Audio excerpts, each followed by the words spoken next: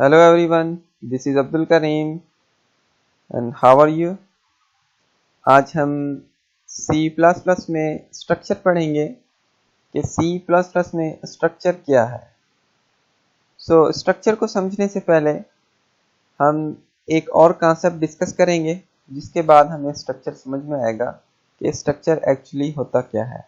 अच्छा, जब हम डेटा टाइप्स की बात करते हैं तो हमारे दो किस्म के डेटा टाइप होते हैं। एक प्रिमिटिव डेटा टाइप्स होते हैं, दूसरे होते हैं non primitive. Primitive data types का मतलब होता है ऐसे डेटा टाइप्स जो प्री डिफाइन है, जो पहले से बने हुए हैं।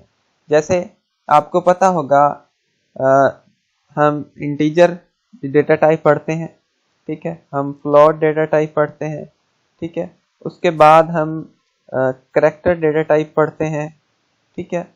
ये जो character, float, integer data types है, ये क्या है? ये प्री डिफाइंड डेटा टाइप हैं जिनको हम प्रीमिटिव डेटा टाइप बोलते हैं। ऐसे डबल हो गया, ठीक है, और उसके बाद लॉन्ग हो गया, ये सारे क्या हैं? ये प्रीमिटिव डेटा टाइप्स। ये जो प्रीमिटिव डेटा टाइप्स हैं ये क्या हैं? ये पहले से बने हुए हैं। लेकिन अगर हम अपने डेटा टाइप्स बनाना चाहें तो फिर हम क्या करें? तो जब हमें अपने डेटा टाइप्स बनाने पड़ते हैं तो हम स्ट्रक्चर का इस्तेमाल करते हैं, ठीक है। स्ट्रक्चर से हम क्या करते हैं? हम यूजर डिफाइंड डेटा टाइप्स बनाते हैं। अच्छा, जो हम यूजर डिफाइंड डेटा टाइप्स बनाते हैं उन डेटा टाइप्स को हम नॉन प्रीमिटिव डेटा टाइप बोलते हैं, राइट। जो डेटा टाइप हम अपने बनाए और उन डेटा टाइप्स को हम क्या कहते हैं? उन डेटा टाइप्स को हम कहते हैं नॉन प्रीमिटिव डेटा टाइप्स, ठीक है। नॉन प्रीमिटिव डेटा टाइप हम किस चीज से बनाते हैं? एक तो हम स्ट्रक्चर से बनाते हैं, उसके अलावा हम क्लास से भी नॉन प्रीमिटिव डेटा टाइप बना सकते हैं। अगर हम स्ट्रक्चर की फॉर्मल डेफिनेशन देखें तो structure is a collection of variables of different data types under a single name. Structure के अंदर हम डिफरेंट टाइप्स के डेटा टाइप लिख सकते हैं अंडर अ सिंगल नेम, ठीक है। यानी कि हम एक ही नेम देकर different types of data types लिख सकते हैं स्ट्रक्चर के अंदर। अच्छा, इसकी ज़्यादा आपको समझ में आएगी जब हम प्रोग्रामिंग करेंगे। अच्छा, सपोज करें कि आप ना एक बंदे का रिकॉर्ड रखना चाहते हैं, ठीक है, एक पर्सन का आप रिकॉर्ड रखना चाहते हैं, उसका एड्रेस रखना चाहते हैं, ठीक है, उसकी सैलरी रखना चाहते हैं, उसका नेम रखना चाहते हैं, ठीक है। तो आप इन सब को मिला के एक ही स्ट्रक्चर के अंदर रख सकते हैं, ठीक है। अगर आप वैसे रखना चाहें तो आप वैसे भी ये वेरिएबल्स बना सकते हैं। लेकिन सपोज करें कि आपने तकरीबन 100 लोगों का रिकॉर्ड रखना है, तो अगर आप 100 लोगों का रिकॉर्ड ऐसे ही वेरिएबल्स बना के रखते जाएंगे तो आपके लिए काफ़ी मुश्किलात का सामना होगा। लेकिन आप स्ट्रक्चर के थ्रू एक ही नाम देकर आप रिकॉर्ड रख सकते हैं, फिर आप उस रिकॉर्ड को बार बार यूज करते जाएं, ठीक है। अब जब हम लिखते हैं, सपोज करें कि इंटीजर a और integer a is equal to suppose 100, इसका क्या मतलब होता है? इसका मतलब होता है कि मेमोरी के अंदर एक ब्लॉक क्रिएट होता है जिसका नाम a होगा और जिसके अंदर हम 10 वैल्यू स्टोर कर रहे हैं, ठीक है। ये रैम के अंदर कुछ इस हिसाब से हमारा एक ब्लॉक क्रिएट होगा जब हम लिखते हैं integer a is equal to 100। तो उस ब्लॉक का नाम a होगा और उसके अंदर हम 100 स्टोर करेंगे, ठीक है। अब आप सपोज करें कि मेमोरी के अंदर एक ब्लॉक क्रिएट हो जिसके अंदर हम फ्लोट डेटा टाइप भी रख लें और इंटीजर डेटा टाइप भी रख लें, यानी हम एक ही ब्लॉक में दोनों चीजें रखें। तो इस चीज को करने के लिए हमें क्या करना पड़ेगा? या आप सोचें कोई ऐसा डेटा टाइप है जिसके अंदर हम फ्लोट भी रख सकते हैं और इंटीजर भी रख सकते हैं। तो ऐसा कोई भी डेटा टाइप नहीं है, हमें ये ऐसा डेटा टाइप खुद बनाना पड़ेगा। तो अगर हम ऐसा डेटा टाइप बनाना चाहते हैं तो हमें स्ट्रक्चर का यूज करना पड़ेगा। तो अब मैं आपको बताता हूं कि स्ट्रक्चर का सिंटैक्स क्या है। इसका सिंटैक्स है, हम स्ट्रक्ट कीवर्ड लिखते हैं, ठीक है, उसके बाद स्ट्रक्चर का कोई भी नाम देते हैं जो आप नाम देना चाहें, ठीक है, फिर मिडल ब्रैकेट और लास्ट में मिडल ब्रैकेट क्लोज होगी और उसको हम सेमी कॉलन लगाएंगे और इसके अंदर आप डेटा टाइप्स डिफाइन कर सकते हैं जो जो आप डेटा टाइप इस स्ट्रक्चर के अंदर रखना चाहते हैं, ठीक है। आइए इसका प्रोग्राम बनाते हैं।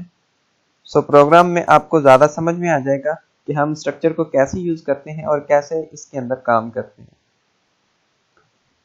तो मैं स्ट्रक्ट कीवर्ड यूज़ करता हूँ। स्ट्रक्ट कीवर्ड मैंने यूज़ कर लिया, उसके बाद मैंने नाम रखना है अपनी स्ट्रक्चर का कोई भी। ठीक है, तो मैं नाम रख लेता हूँ इसका माउस। ठीक है, और इसके अंदर मैं एक फ्लोट टाइप का डेटा टाइप रखना चाहता हूँ, तो मैं लिखूंगा फ्लोट एक्स सपोज करें, और एक इंटीजर टाइप का रखना चाहता हूँ तो मैं इंटीजर वाई कर लेता हूँ। ठीक है, तो ये क्या हुआ कि ये एक स्ट्रक्चर बन गया जिसका नाम क्या है, जिसका नाम माउस है, और जिसके अंदर हम क्या कर सकते हैं, एक फ्लोट टाइप का डेटा रख सकते हैं और एक इंटीजर टाइप का डेटा रख सकते हैं। अच्छा, अब हम इस माउस को कैसे यूज करेंगे?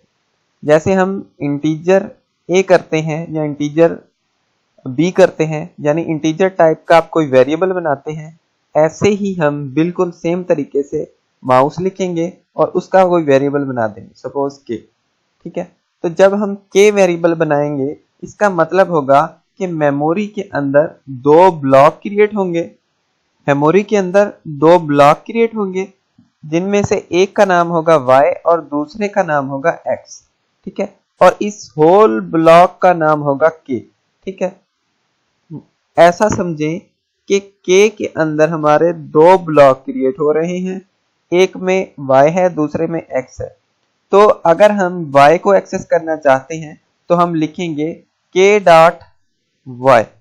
ठीक है, हम k.y क्यों लिखेंगे? क्योंकि ये k इस होल ब्लॉक का नाम है, इनमें से हमने एक ब्लॉक को एक्सेस करना है, तो हमने जिसको एक्सेस करना है डॉट लगाकर उसका नाम लिखेंगे। ठीक है, ऐसे हम direct k is equal to 10 या k इज इक्वल टू 100 नहीं कर सकते। ठीक है, इनमें से हम जिसको एक्सेस करेंगे उसका नाम लिखेंगे। ठीक है, सपोज करें k.y इज इक्वल टू 10.2 कर देता हूं मैं। इसका मतलब है k वेरिएबल के अंदर y की जगह पे 10.2 चला जाए। ठीक है, ऐसे ही हम अगर x में डेटा रखना चाहते हैं तो हम x में भी ऐसे ही डेटा रखेंगे। ठीक है, अब हम अगर इस स्ट्रक्चर का वेरिएबल बनाएं तो वो वेरिएबल हम कहाँ पे बनाएंगे? ठीक है, तो वो वेरिएबल हम मेन फंक्शन के अंदर बनाते हैं, राइट। तो हम लिखेंगे इंट मेन।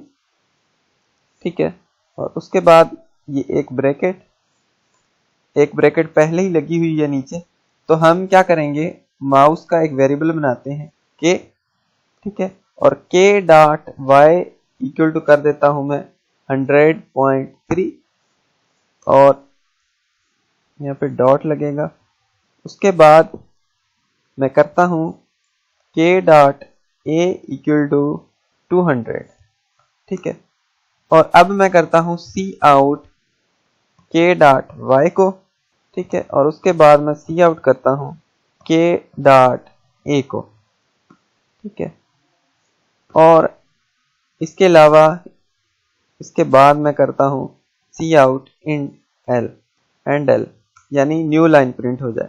तो सबसे पहले 100.3 प्रिंट होगा, फिर k.a है यानी 200 प्रिंट होगा। तो प्रोग्राम को हम रन करते हैं।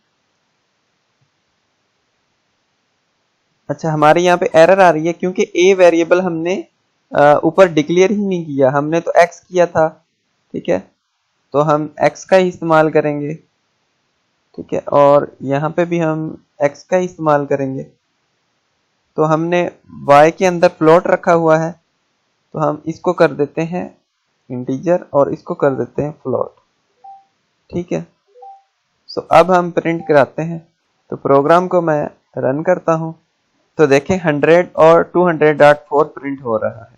ठीक है, तो इसका मतलब है हमने एक अपना डेटा टाइप बना लिया है। अच्छा, ये जो हमने माउस का एक वेरिएबल बनाया है, इस वेरिएबल को हम इस जगह पे बना सकते हैं, यानी ये सेमीकोलन लगाने से पहले आप यहाँ पे इसका वेरिएबल क्रिएट कर सकते हैं। लेकिन यहाँ पे हम माउस का कोई वेरिएबल m या n या जो भी बनाना चाहे ऐसे नहीं करेंगे, सिर्फ हम वेरिएबल बनाएंगे, हम इस स्ट्रक्चर का नाम नहीं लिखेंगे। ठीक है, यहाँ पे हम वैसे ही इसका वेरिएबल बना सकते हैं।